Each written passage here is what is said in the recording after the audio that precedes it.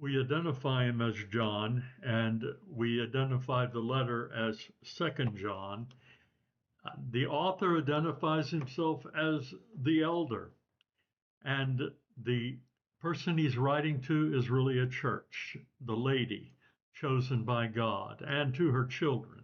So he's writing to the church and the people whom I love in truth. I love you, and I love you in truth. And not I only, but also all who know the truth because of the truth which lives in us and will be forever.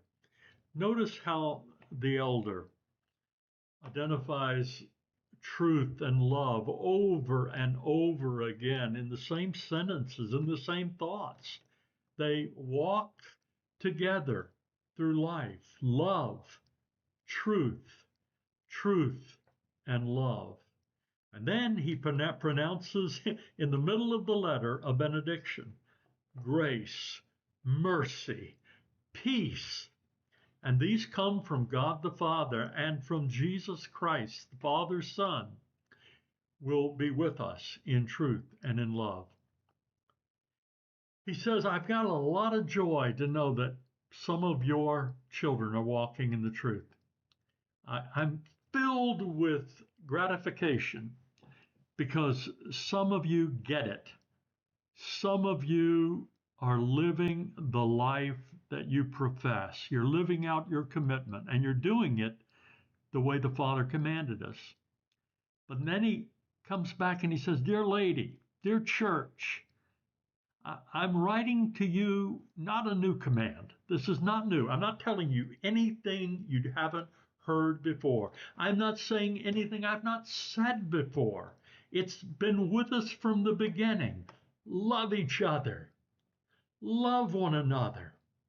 And then he identifies what love is and comes back to this idea of living truth and professing truth and speaking truth. And this is love, he says, that we walk in obedience to his commands. We comply with what Jesus lived and taught and exemplified. He said, You've heard it from the beginning, walk in love. The command is to walk in love, and love is to live the command. And then he gives the reason now why he has to say it. He says there are a lot of deceivers out there. I mean, one of the characteristics of the deceivers, of these antichrists, is that they don't acknowledge Jesus, meaning God is salvation, Christ, the Messiah, the one anointed by God, as coming in the flesh. These teachers have gone out into the world and they're saying, and really, I think he's identifying some forms of Gnosticism here.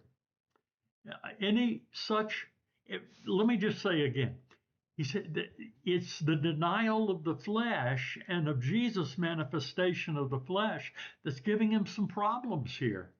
Love that isn't fleshed out, love that isn't real in the daily traffic pattern of life, love that is hyper spiritual, even truth that is hyper spiritual and ethereal is not in the mud with us like the incarnation.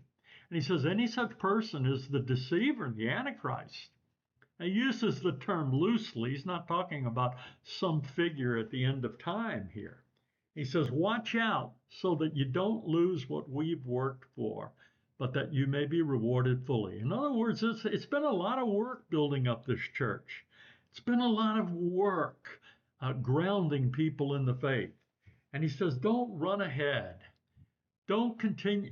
Don't neglect to continue in the teaching of Christ. And people who do that, they're not grounded in God. They don't have God.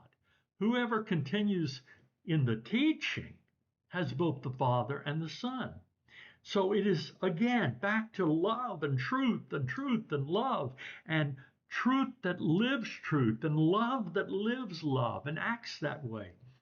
He says, if anyone comes to you and doesn't bring this teaching, don't take him into your house or welcome them. Don't say, oh, come on, we sponsor you. Anyone who welcomes them shares their wicked work. This isn't about not having a culture of welcome to the sinner, to the broken person. This is about sponsorship of someone's work. He said, I got a lot to write to you, but I don't want to use paper and ink. I really want to come talk to you and face to face that our joy may be complete. You know, there were a lot of letters written in the early church. Some of them made it to the Bible. It was a lot of writing, but there was no substitute for that face to face meeting. What a joyful thing it is. And John knows it.